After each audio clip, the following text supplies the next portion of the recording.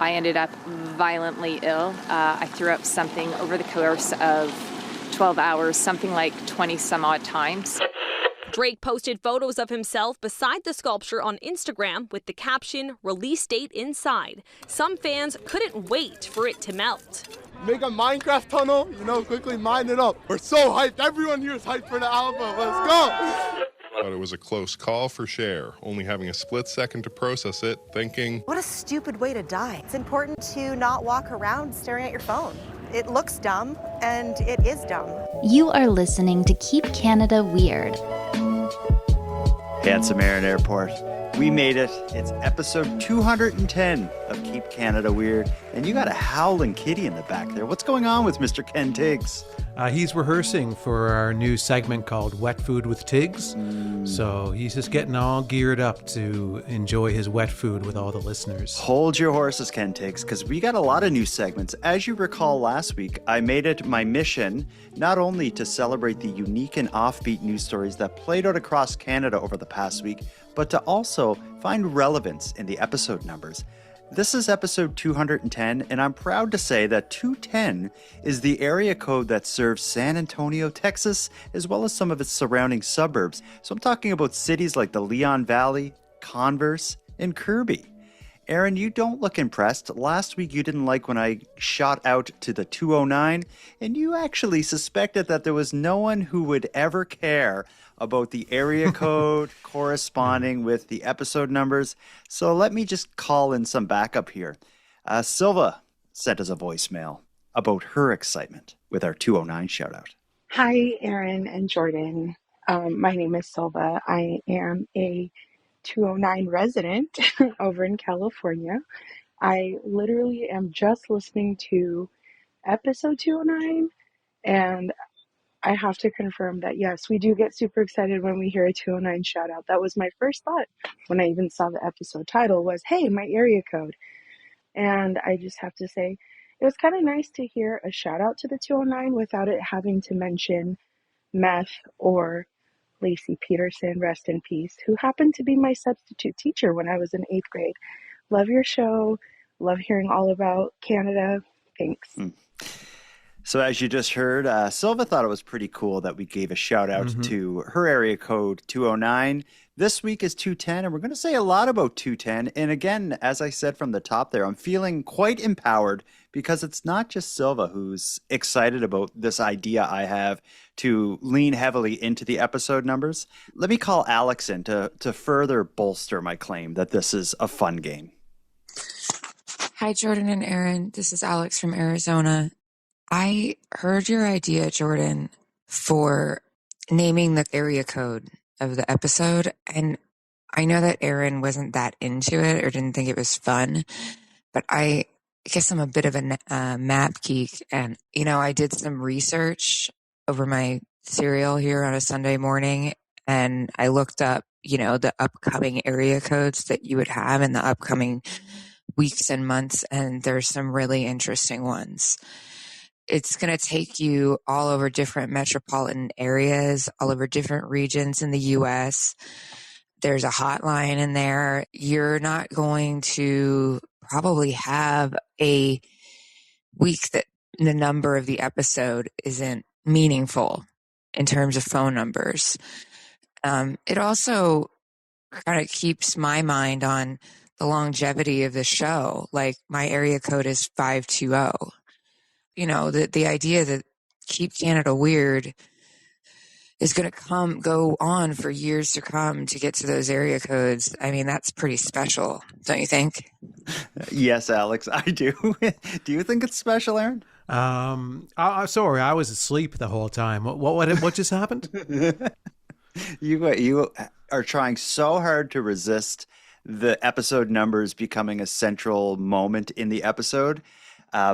Let me blow your mind right now with this episode's fun fact, okay? You ready for this? Uh-huh. We're episode 210 of Keep Canada Weird. Yes, it's the area code for San Antonio, Texas and surrounding areas. But here's a very interesting kind of math thing about the number 210 that I think Alex is going to like. So you take the number 1 plus the number 2 plus the number 3 plus the number 4 plus the number 5, and you go all the way up to number 20. Do that on a calculator. 1 plus 2 plus 3 plus 4. Count all the way up to 20. And what do you think you get? 210. Yeah. Isn't that not crazy? Yeah, man, it's really, I don't know. I'm at a loss for words here. We're 5 minutes into this episode and we've got nothing done. Okay, well, let's get something done. Your idea was to record ourselves feeding our cats. Well, before we move forward, we haven't done special drinks yet. Okay. Yeah, you're right. I'm so excited with everything we have in store. This is another issue I have with this whole area code side quest that we're on here. And it's distracted us from our core values, which is special drinks and I don't know, whatever else. Okay, well, let's get on with the show. Aaron, you got a special drink over there?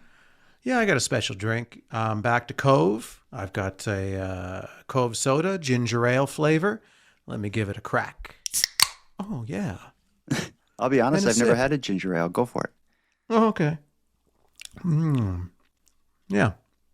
Not my favorite Cove, but still good. Okay. Well, I don't know if you can see what I'm holding here. I'm drinking a Diet Dad's root beer, caffeine-free, sugar-free, and it's one of the I think I've mentioned this before. It's one of the bottles that make me feel like a bad ASS because it looks like a beer bottle. Yeah, man. Don't get too wasted, Dad. Really good. I love this stuff. You don't often see, like, the Dad's brand pops are delicious. You don't often see the diet version. So when I see a Dad's root beer, or in Francais, a Dad's racinette, I always grab it. A raisinette? Is that what you called it? A racinette, I think root beer in French. Let's invite a listener in to share a special drink. We have JP who wants to share a quote-unquote special drink. And I think JP may mention something about my idea about the episode numbers. Oh, no way. What a shock that this one made it into the episode. Hello there. Just calling because I am indeed very excited by 209. Not only the new information about the California area codes, but because growing up in Toronto, my house number was 209 Armour Boulevard. And I don't live there anymore, but I love to see it. So thank you for supporting us 209ers, giving us a call out there. And my specialty drink of the evening is Dairy Queen dipped cone. Unfortunately not butterscotch because they've discontinued that flavor, which is an absolute tragedy. But I got the new mint flavored dipped cone, mint Oreo chocolate or something, and it is delicious. So have a go at that one. Anyway, love the show. Keep it up. Keep Canada weird. Let's do it. May I address the elephant in the room? Please do. I'm looking forward to this conversation because I know what's coming. I'm going to disregard the 209 talk. Okay. I'm not even going to touch it with a 209-foot pole. Yeah. But it's special drinks, right? What's the, unless he's a senior, then he gets away with the ice cream mistake. Well, I think it's a gray area, you know. If it was melted, I'd say go for it. That's an excellent special drink, melted ice cream. It's soft serve, which is like just a hair away from being melted. What you do with a soft serve is you lick it, and by the time it touches your tongue, it's liquefied. You don't chew it. You know, a hard serve, I think you got a better case for it not being a special drink with hard serve ice cream. With soft serve ice cream, you're enjoying it at that transitional moment. Yeah, it's definitely more of a drink than hard ice cream is, but it's still not a drink. It's ice cream. I say we let it pass tonight. Well, we have no choice now. I mean, it happens. Yeah, I can't. It's in. We Thank can't you, take JP. it back. You know, this is. I could not be more thrown off right now in this whole episode. It's just. I feel attacked. I feel like I'm being cornered by ravenous number dogs, and then to not even have a special drink in his voicemail. I want to ban him, but I'm not going to because I am in a mood. But anyway, it's only going to get worse for you, Aaron. So what has? Why is your cat freaking out? What was your plan? Well, tonight was going to be our first installment and possibly our last, but who knows, of Wet Food with Tigs. So okay. What we did is you starved your poor cat all afternoon and evening. For 2 weeks. I haven't fed him in 2 weeks. And since we've been setting up for this episode, he's just roaming around, squealing like I've never heard him squeal before, in anticipation for you to unveil a bowl of wet food that he looks forward to all day. Is he there in the room with you right now? No, he's wandering around out by his normal dish, wondering what in the world is happening tonight and why. Because normally I feed him before the show, keep the beast calm. But right now he's just meandering around, questioning every decision he's ever made. Okay. Well, this new segment, Wet Food with Ken, is already off to a bad start. And you may not know what's about to come, but I'm going to let Danielle tell you why this may be a problem. Hi, Jordan and Aaron. This is Danielle, longtime listener calling in from Dartmouth, Nova Scotia. Just calling to say that the idea of a segment where we listen to animals crunching and chewing on food, as a listener with misophonia, particularly with mouth noises, this idea makes me want to throw my phone against a wall. Please, please, please, for the love of God, do not have a segment of eating, listening to animals eat. Oh, for the love of God, no. Do you know what misophonia is? I have heard of this, actually. I have a coworker who has it. Okay. And sometimes I'm standing at their desk, and oftentimes they have a bag of like trail mix on their desk, and I'll be snacking on their trail mix, and then they'll just give me this glare of pure hatred. Not because I'm eating their trail mix, but because I'm eating it directly next to them. Mm-hmm. I didn't know what this was until I Googled it after hearing Danielle's voicemail. Misophonia is a chronic condition characterized by a decreased tolerance to specific sounds such as chewing, breathing, or tapping, which trigger intense emotional, physiological, and behavioral responses like rage, panic, or a flight or fight type response. So this is a dead serious thing that people have. And if we give Ken Tiggs and my sweet dog Penny their food and hold the microphones up to them as they chew, it will trigger some listeners, such as Danielle. That's not a good thing, but we also can't starve our animals. So I think what we should do is let's do the special segment with Ken this week. We'll do the segment with Penny next week, but we'll air the actual chomping after the end credits. So if you do want to hear our animals chomp on their food, you'll have to stick around to the very end of the episode. But what you're going to hear now on the podcast is some time traveling. We're back. You listeners, stay tuned to the end of the episode, because that first segment, if you don't have misophonia of Ken eating, that was wonderful. But we got an update. A weird news story that we covered in the past had a weird news update this week. Back in episode 176, we talked about Jeff Evely. He's the Nova Scotia man who intentionally got himself a $30,000 ticket by going into the woods during Nova Scotia's province-wide wildfire ban. He did it on purpose, as I said, as he wanted to challenge the legality of that woods ban in court. And now, almost a year later, the courts released their decision on the matter. Here's an update related to that guy who got that $30,000 ticket for going in the woods. Within the last hour, we learned the Supreme Court of Nova Scotia has struck down the province's 2025 ban on going into the woods. The decision follows a constitutional challenge by Jeffrey Evely, who was fined nearly $29,000 for walking in the forest during the ban. In the ruling, the court emphasized while governments may act in response to emergencies, they must consider the impact of their decisions on charter rights. The court ruled the ban was overly broad. It was also lacking in clarity. So you remember that story, I'm sure. You live in Cape Breton, where this guy's from, so I'm sure you probably are more familiar with it than I am. But are you surprised to see the courts were unwilling to uphold the province of Nova Scotia's nearly $30,000 fine for entering the quote-unquote woods? Well, I'm not surprised. For this guy, I kind of wish that they did. Mm-hmm. He's just so obnoxious, and I just can't listen or handle him in any capacity whatsoever. So Yeah, I don't like anything about his approach to like getting the fine, the way he filmed himself, all the various interviews and stuff I've seen pop up after the fact. But all that to say, like I didn't think this fine would stick. In the way he and the people supporting him won in court is the government couldn't prove that in coming up with this restriction during the wildfire season, they couldn't show that they considered people's charter rights and freedoms and stuff. So it's not that the courts are saying they shouldn't have done it and it was wrong to do it. What the courts basically said is you didn't consider, everything that you should have in making those decisions. So the whole thing drives me nuts. I don't like the approach he took to the whole thing. Yeah. What I said, I was thinking about this and I was talking to some people about it, but what I said is like, I would have supported him if he found like this fun, creative way to get the ticket.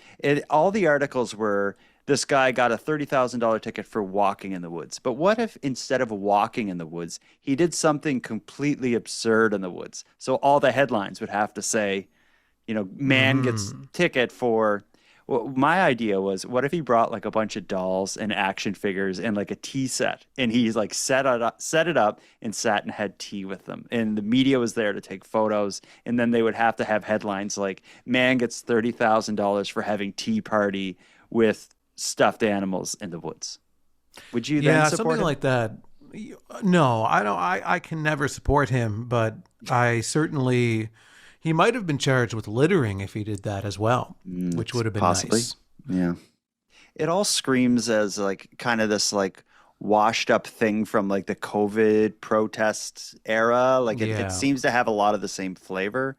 But anyway, I'm not saying whether I do or don't support it or anything. I just think the way it all went down. It was just the attitude. Nobody was more frustrated than me with the ban of going into the woods this past summer, because I'm a big walker, hiker. I love going on trails every day and going out walking in the woods. And it really put for lack of a better term, a damper on my summer.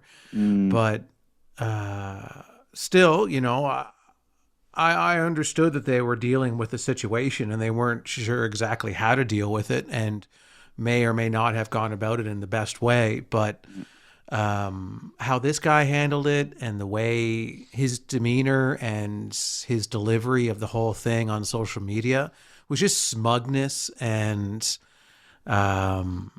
ignorance to kind of the regular everyday person who, and he knew he wasn't paying this fine. So it wasn't like he was some martyr that was going to have to end up paying this fine, because even if they did force the fine on him, he had people that were going to pay it for him, I'm sure. So anyway, let's move on to this week's Weird Canadian News Stories. Let's take a quick break, and when we come back, we have a great segment. It's going to be 2 stories related to almost dying. We'll get into it after a quick break.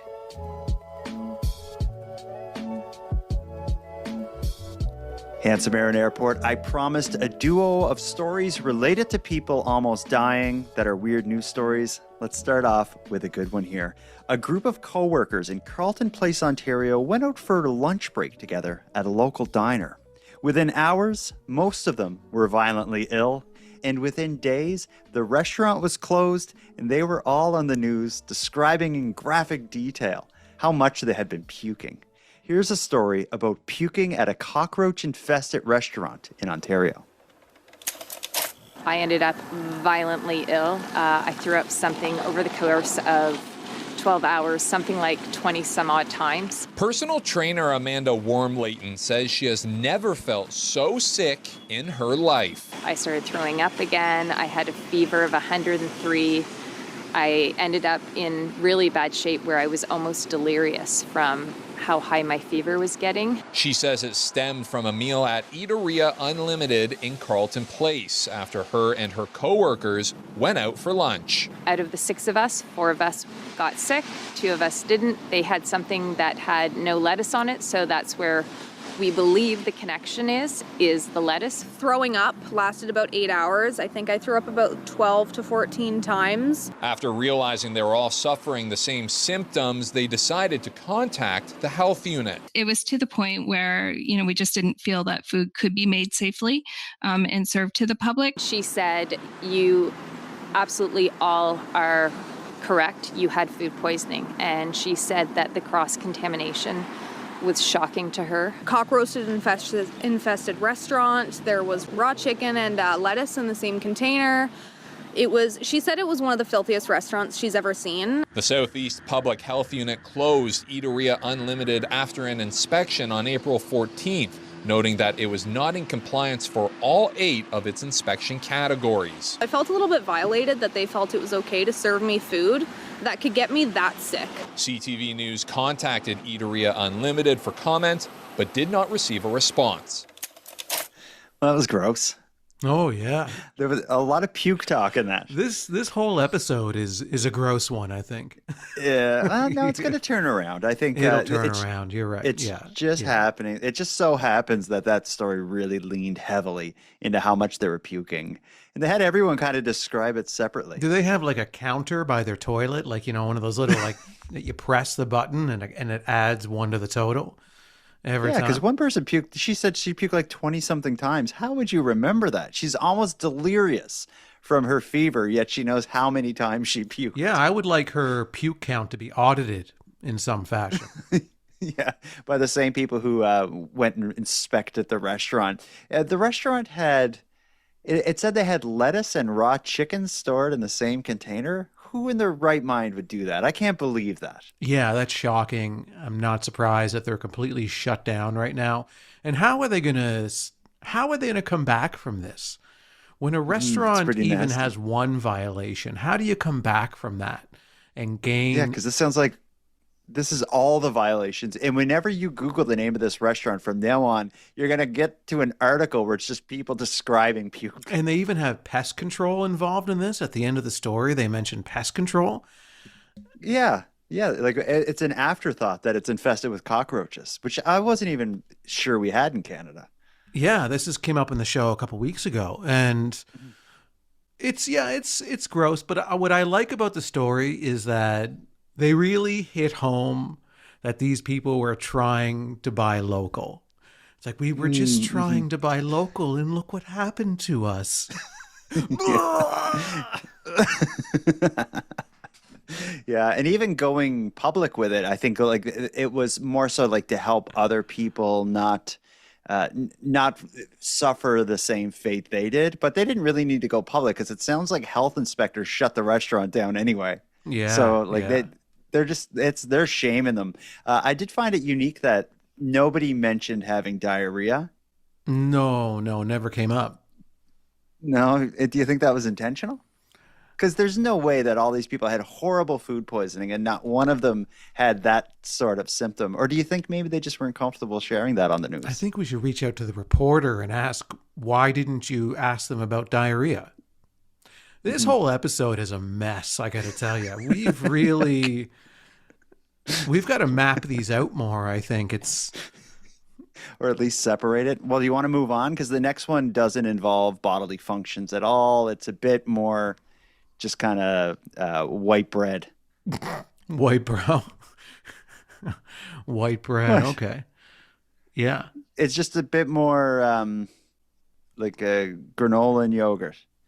It's just it's just general. But is the granola and the yogurt stored in the same container as raw chicken? It's raw chicken. Seriously, who would do? Why? What would be the purpose? We have one container, but we have raw chicken and lettuce. I guess we're just gonna have to put it all in the one container because that lettuce would be ruined, right? Well, see, in this economy, you can't afford as many containers as you want. That's right. So you have to make do with what you have. You can't just go out buying containers anytime you want to store something. That's a very good point. Let me get to the next story here. Let me tell you about the runaway bus in a near-death podcast search. A woman walking along the Halifax waterfront looking for a podcast to listen to nearly had her life cut short by something you definitely wouldn't expect. An unmanned city bus rolled straight towards her. Again, here's the story of that runaway bus in a near-death podcast search.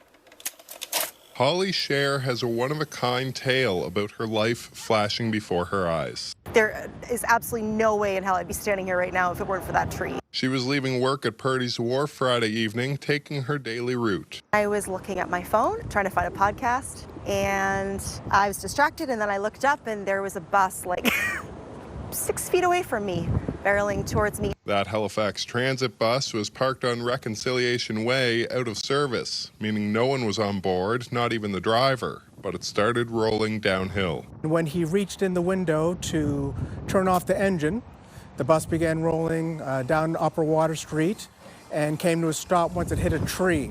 The tree then broke and hit Purdy's Wharf Tower number 1. Shattering a few windows. I came to a stop on that tree, which didn't seem possible. It made a very loud noise. According to police, the driver suffered minor injuries from trying to catch the bus as it rolled. Scher says he too He was really in shock, kind of had glass shards all over him, so I helped him kind of pick a few off his hat. But it was a close call for Scher, only having a split second to process it, thinking, what a stupid way to die. Everyone's very lucky that there was no further incident or any other injuries involved in this in the collision. It's important to not walk around staring at your phone. It looks dumb, and it is dumb. So I'm going to be more careful. I agree. It would be a kind of a stupid way to die. It wouldn't be the best way. It's not how I'd like to go. No, it's but I guess it could be worse. But it's how could this even happen? They didn't get into that in the story. It seems like they reached out to the bus company who was unable to give a response due to the investigation. But I wonder, like, why a bus without a driver? Like, was there a mechanical failure? Was it put in neutral? Why would a bus just go rolling down a busy street in Halifax? Like, this passed through some large intersections. So it's kind of shocking that nobody got hurt. Yeah, I know that she's the one that almost died, but I truly feel bad for the bus driver. Yeah. Because that's his day at work, right? Where he's just like, oh, man, just getting on lunch, and then all of a sudden the bus just starts taking off on its own and almost kills somebody. He's like, oh, God. Yeah. I need a new job. She didn't get hurt. She just got scared because the tree blocked the bus. The driver actually got hurt. Like, he tried to, I think it said it was a he, but the bus driver tried to get on the bus to, I guess, stop the thing, and somehow... Yeah, jump back into it somehow, and yeah. Like a hero, but that'd also be a stupid way to die.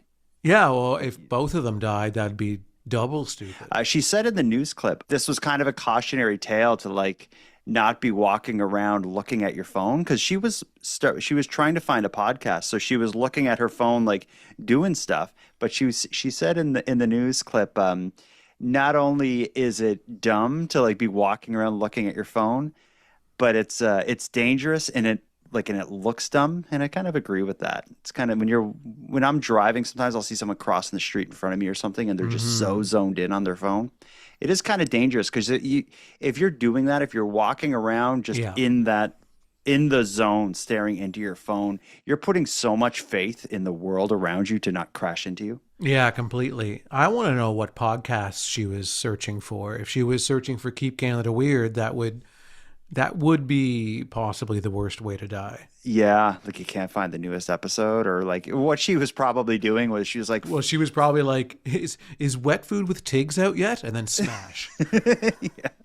And which do you prefer? If you were going to die, would you rather, get smoked by a bus downtown Halifax while you're looking for a podcast, or literally puke your guts up at a cockroach-infested restaurant in Carelton Place, Ontario? Well, if the bus completely takes me out instantly, where I'm not laying there suffering and, hanging on for dear life for days or weeks and then dying later on, if the bus totally takes me out clean, then yeah, the bus. No brainer, eh? Could you imagine dying of food poisoning? Oh, that'd be a bad way to go. I guess it could happen. Oh, for sure. I imagine it could. So, yeah, let's keep thinking about it. Yeah, let's keep thinking about it during this break. Let's take our second and final break. When we get back, we'll get into a fan favorite segment, which I simply call the WTF segment, which are just weird news stories that don't fit any specific theme. Maybe we'll find some as we go. But after this break, we're going to get into Drake. I always like talking Drake. Handsome Aaron Airport, something weird has been happening in Toronto.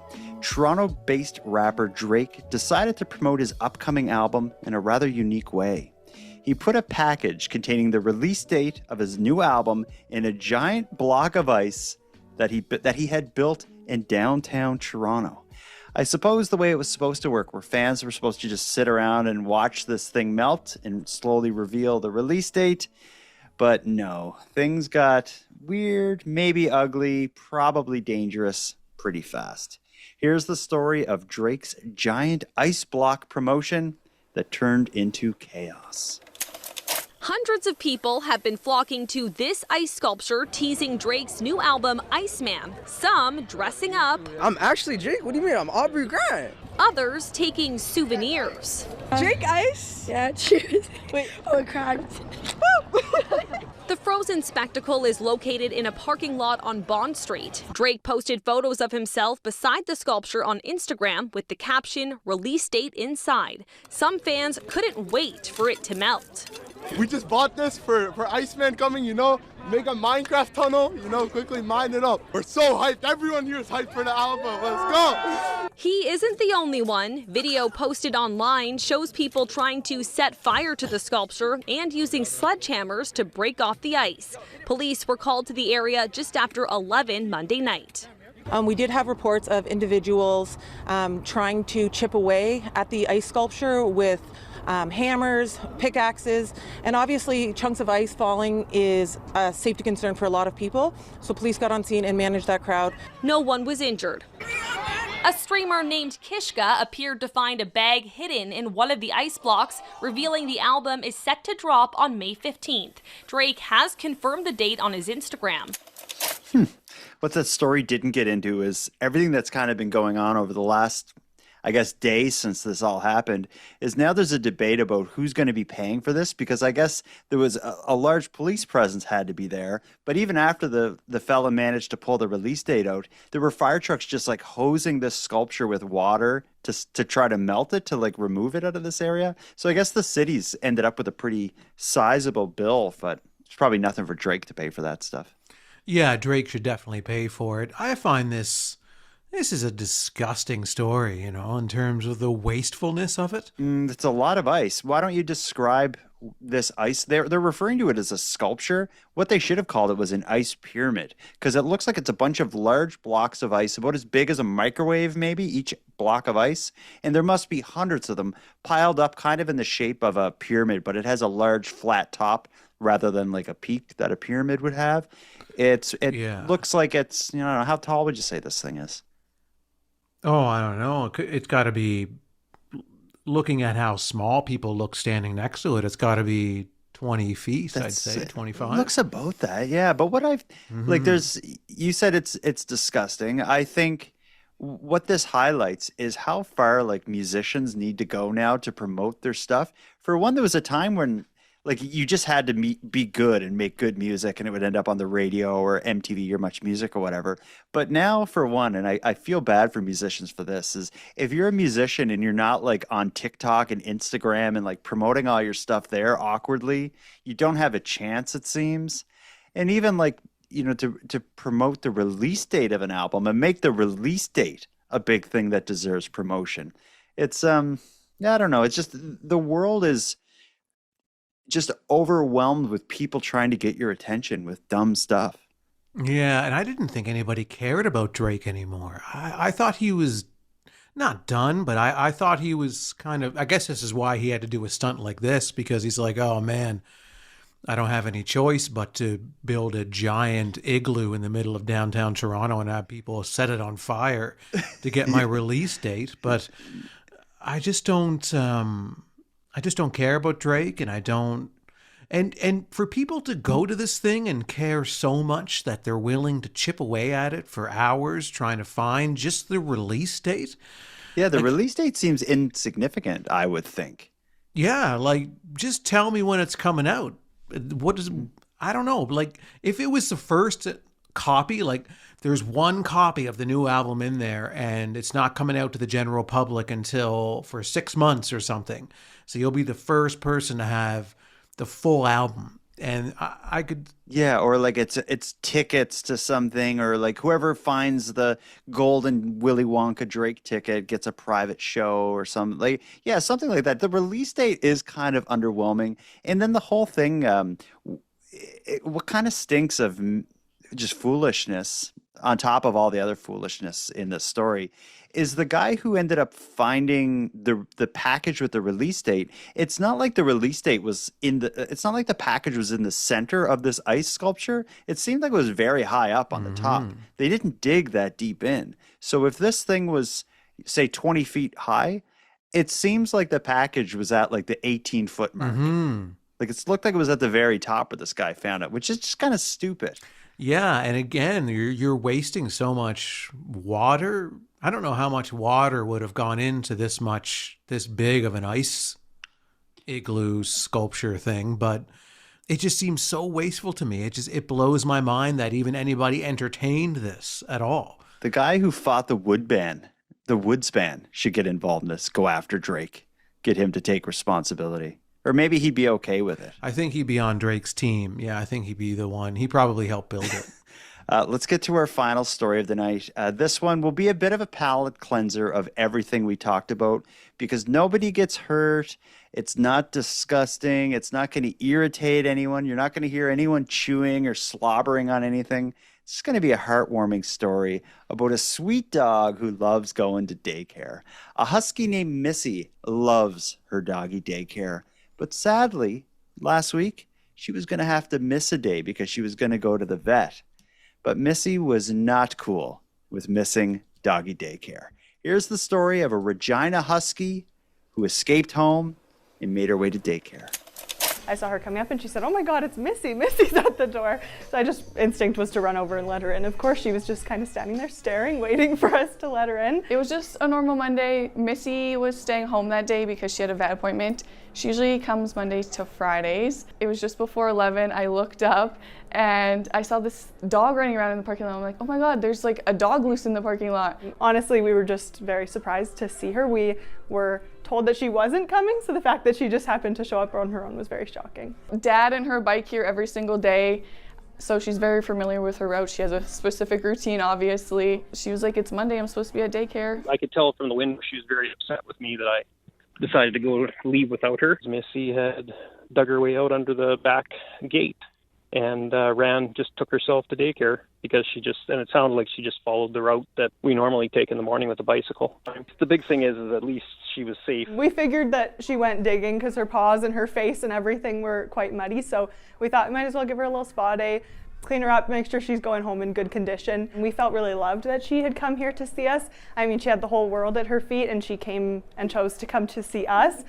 We just were very happy that she honestly made it here safely and that she feels safe enough in our care that this is the place that she chose to come to in that moment. I think it's a little bit of us and a little bit of her friend Shaggy, of course. They're typically here together on Mondays, Wednesdays, and Fridays. So it was a Monday and I think she knew that he was here wondering where she was and why she was late to come see him. With posting the video, we honestly just wanted to share a little bit of positivity and a little bit of a laugh with this. We got a lot of very sweet comments about how it's very clear that we care for the dogs and we love them. So that was sweet, but it was also impressive.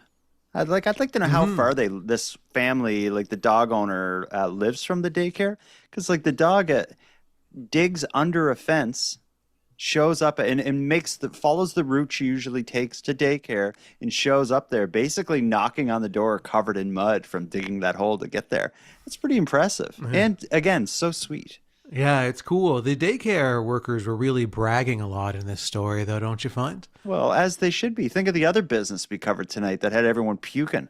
Yeah, that's true. Yeah, no, you're right. I think they deserve to brag. It's like, what better recommendation for a doggy daycare could there be than this? Clearly, this dog loves it there. Oh, yeah. I mean, who wouldn't? It's a doggy daycare. You get to play with other dogs, eat treats, run around, just play all day. I mean, that's just a dog's dream. That's a good point. I'm sure the owner is kind of wondering, does my dog love the daycare more than me? And the answer is definitely yes. Yeah, they do. It's definitely a yes.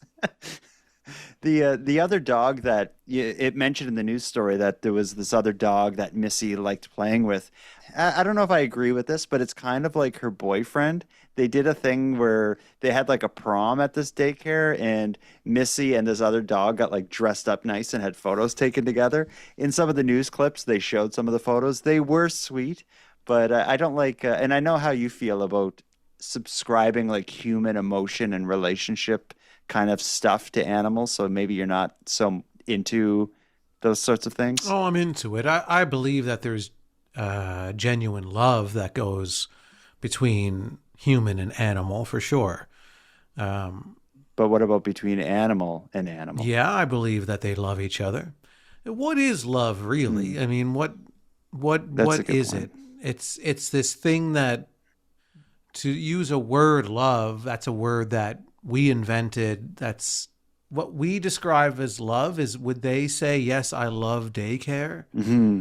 Or it's like, I just need to be at daycare because of these instinctual things. And I don't know. It's hard to say. I have an interesting way for the show to go out tonight. You mentioned labels there. This final voicemail we're going to air, I guess in a way involves labels, because you would probably put a label on the product that a listener named Megan wants to ask us about. And I guess the question kind of comes back to love, because Megan's wondering if we love something called garlic. Here it comes. My name is Megan, and I live in the in-between, which is also known as Ontario. I was born and raised, and I would love to hear your opinions on garlic. Garlic that is pre-chopped and put into a jar and then sold at grocery stores. I actually work for a garlic company that is Canadian and family owned, and we are based out of Pickering, Ontario. If you guys can't give an off-the-cuff opinion on garlic, I would love to send you a few jars. Maybe you can take a look and cook and let me know what you think. I had to play that for you just because I've never really had a voicemail like that before. Yeah, I'm trying. At first, I was like, did we talk about garlic at some point in time? But I've never heard of it. I've heard of it. I've seen it used a lot. And so garlic, she says it's chopped garlic put in a little can. How else would you get? Well, the other way is to buy pieces of garlic and chop it up yourself. Okay. But garlic is an item of convenience where you can just take a spoonful out of the jar, throw it into the pan, and cook with it. I cook with a lot of garlic, and that's the kind I've used, but I've never heard of garlic. Like I have at the grocery store, I just buy a little tub of it. My go-to with cooking is ginger and garlic.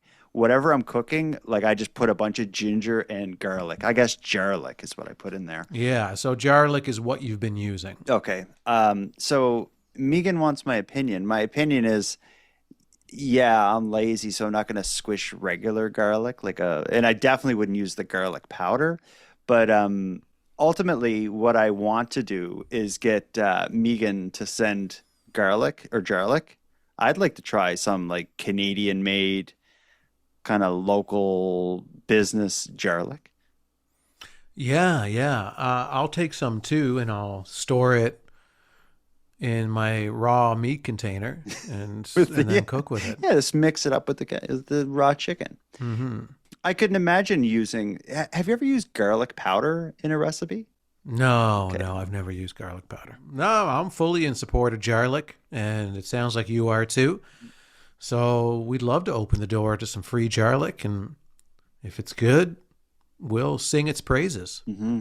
I don't know how exciting garlic could be. Like you use it in cooking, but I can't imagine we could be singing its praises. I had some amazing food tonight. The garlic I added really popped.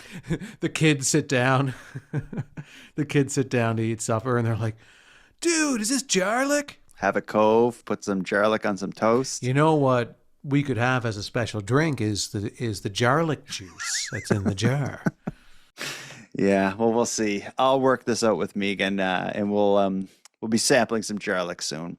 But I think we've done a lot tonight. I don't know what else we could possibly get into. Tonight's episode was just like the scattershot of side quests and weird Canadian news. But I'll tell you, episode 210 was a highlight for me, mainly because if you add 1 plus 2 plus 3 plus 4 plus 5 plus 6 plus 7, all the way up to 20, it works out. Try it. If you doubt me, anyone out there, grab a calculator and do it. 1 plus 2 plus 3, all the way up to 20, 210. We'll see what exciting things 211 brings. Yeah, we'll see. Yeah. And we should definitely always bookend every episode with the numbers bit, like it's the first 20 minutes is just numbers talk. And then at the end of the episode, we recap the numbers talk. And that's what the people want. Yeah, that's what we all want. We'll workshop it. Let's put a bow on this. We've been through enough tonight. Handsome Aaron Airport, until next time. Jordan, bus stop, backhoe, numbers, Bonaparte. Until next time. Save yourself getting smoked by a bus. Subscribe to the Keep Canada Weird podcast or the Canadian Gothic podcast and keep your wits about you. You don't know what's coming towards you. Yeah, and Jordan, until next time, I'm going to melt down some Neapolitan ice cream and put it in the fridge, and then get it ready for next week for my special drink.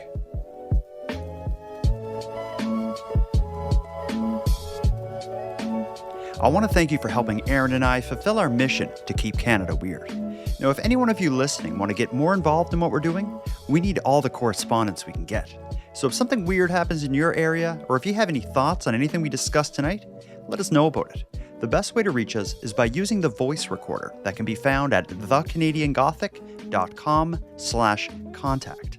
Now, I'm going to start wrapping up the episode, but before we part, let us thank a few people. First of all, Aaron and I want to give a big thank you to all the correspondents who contributed to this episode. If your voice message was aired on the show, go back to thecanadiangothic.com/contact and fill out the form to claim your swag pack and Keep Canada Weird badge. We'll happily get it right out to you. Next, a big shout out to Unicole for the intro and outro voiceovers, and Monty Data, who provides the outro version of O Canada that you're about to hear. And then lastly, but most importantly, we have a massive thank you to every one of you listening, as without your interest and your support, this work would be impossible. And for any one of you out there who want to support the show financially and get more out of the show at the same time, please consider the premium feed.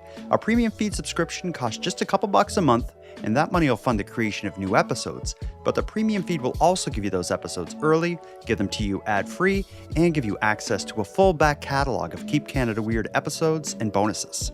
You can go premium at thecanadiangothic.com/subscribe. And even if the premium feed isn't for you, you can still support the show by simply sharing episodes on social media. That's free, and it's a big help.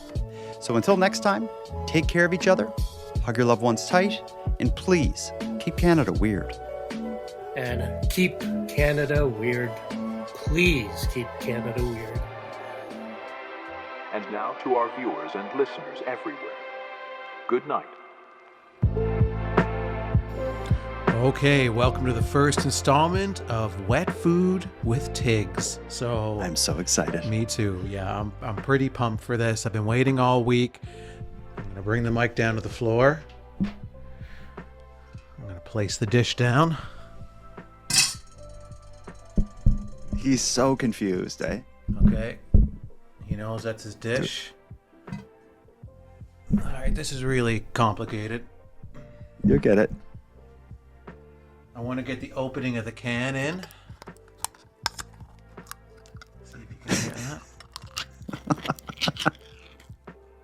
Okay, here we go. He's all over the place right now. Oh no, he's right into it. You hear that? Oh my God, he's scarfing it.